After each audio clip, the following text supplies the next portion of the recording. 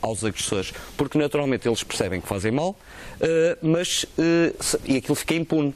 Portanto, se houver a denúncia, naturalmente vai haver uma intervenção. Esta intervenção, naturalmente, por parte das crianças, e estou-me a referir mais aos pares, eu defendo mais que ou defendemos mais que esta intervenção, esta prevenção que se fala nos resultados do estudo que vocês anunciaram, fala-se na questão da prevenção. E a prevenção é precisamente passar a informação às crianças, aos respectivos pais, de que não se pode tolerar comportamentos agressivos, seja de que natureza for, e naturalmente, quando um colega observa que alguém está a ser vítima de comportamentos agressivos, tem o dever moral, o dever cívico, de comunicar isso a um adulto, seja ao diretor de turma, à direção, a um professor, a quem seja. Não podem nunca silenciar. E naturalmente as crianças têm que ter a noção de que o adulto, quando vai intervir, nunca vai entregar naturalmente a fonte, não é? Claro. Portanto, eles não têm que ter medo da represália. Pelo contrário, penso que é muito mais negativo.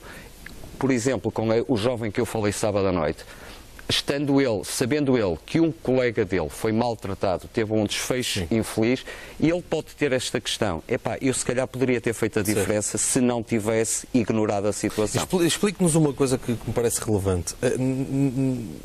Quando tem esses diálogos, como este caso que está aqui a sublinhar, e infelizmente o desfecho foi muito mau, quando reúne com os jovens, fala com eles sozinho ou na presença dos pais? Não, também, se estiver com a presença dos pais. Porque às vezes eles podem ter um bocadinho ou de receio ou de vergonha de falar a beira dos pais. Sim, essa é uma característica, ou seja, a vítima, normalmente, infelizmente, ela tem uma baixa autoestima, não é? Por isso ela é vítima, por isso ela é maltratada por alguém que tem mais poder que ela, e naturalmente a sua autoestima, a autoconfiança estão em níveis baixos.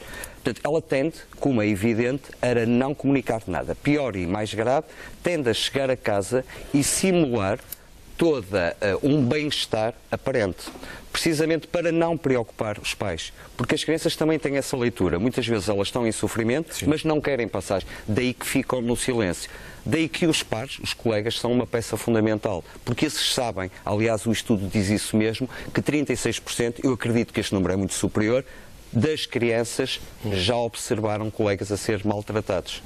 Há ainda mais dois aspectos que me parecem muito importantes. Obviamente não temos tempo de falar deles todos, mas estes dois eu não queria passar. A questão dos sinais. Há ou não sinais, e como é que os podemos ler, nos jovens ou nas crianças, que ou estão a ser vítimas de bullying ou assistiram a fenómenos de bullying, e esses sinais, como é que podem ser detectados? Ou pelos professores ou pelos pais em casa?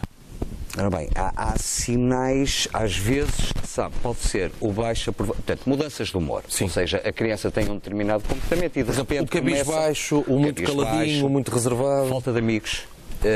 É normal que uma criança tenha amigos e que recebam em casa os amigos e que vão para outras casas, etc. Portanto, quando uma criança é muito introvertida, fechada, isto ainda complica mais um bocadinho. Mas os sinais começam logo, os mais graves, é a própria recusa do aluno querer ir à escola. Esse é logo um primeiro.